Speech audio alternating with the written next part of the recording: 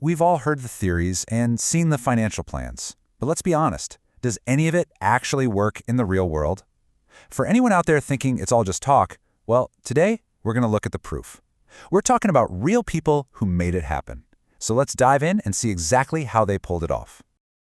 This is the big question, right? Is real financial change even possible? When you're just staring at this mountain of bills, can you really climb your way out? Or is all this talk about transformation just a nice idea? Well, stick around because this story might just have the answer. All right, let's just start with a number. $56,000. I want you to just let that sink in for a second. For a lot of folks, that's a down payment on a house. But for the family we're talking about today, this was the crushing weight of their credit card debt. Just the credit cards. Can you imagine that number just hanging over your head day in and day out? So who were the people behind that staggering number? Let's meet the Morrow family. We've got Kimberly, Chance, and their 5 kids. And to put it bluntly, they were drowning. They were drowning in debt on a really modest income.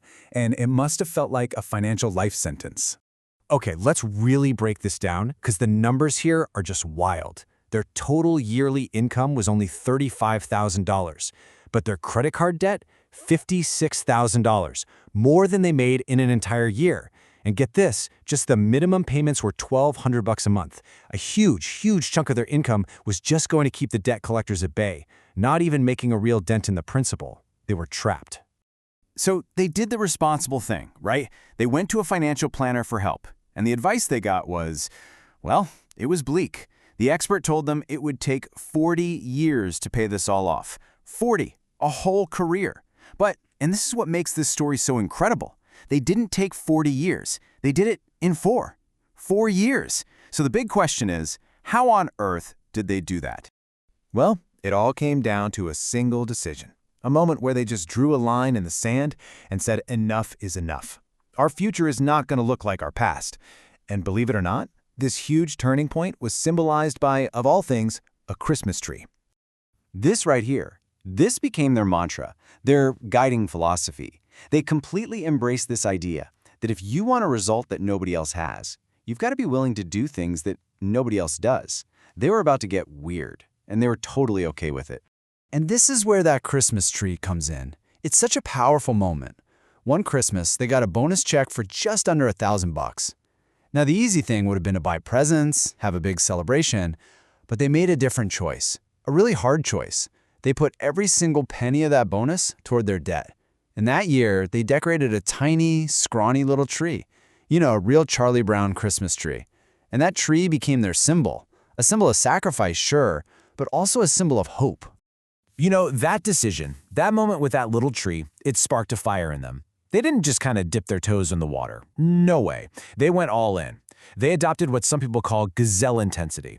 That focused, all-out sprint a gazelle makes to escape a cheetah. And that intensity, it led to some seriously radical actions. So, just how radical are we talking? Well, for starters, Chance took on a second job delivering pizzas, not just on weekends, 5 nights a week after his full-time day job. Think about that grind. And then, they made the biggest move of all. They sold their house. They actually sold their home and used the equity to just demolish the rest of the debt. Every single dollar had a purpose, and that purpose was freedom. So after 4 years of that intense, focused sacrifice, they did it. They actually did it. They were completely 100% debt-free. But here's the thing. The real prize wasn't just a 0 on a credit card statement. The reward they got was so much bigger than that. It went way, way deeper. And Kimberly Morrow herself said it best. This just sums up the true victory perfectly. It really wasn't about the money in the end. The real win was that their marriage got stronger through all of this, and they completely changed the course of their family's future. Their kids will never have to know what it feels like to be in bondage to debt. Wow. And that's the key word right there, transform. This journey was never just about numbers on a spreadsheet or sticking to a budget. It was a complete transformation, financially for sure, but also in their relationship, maybe even spiritually.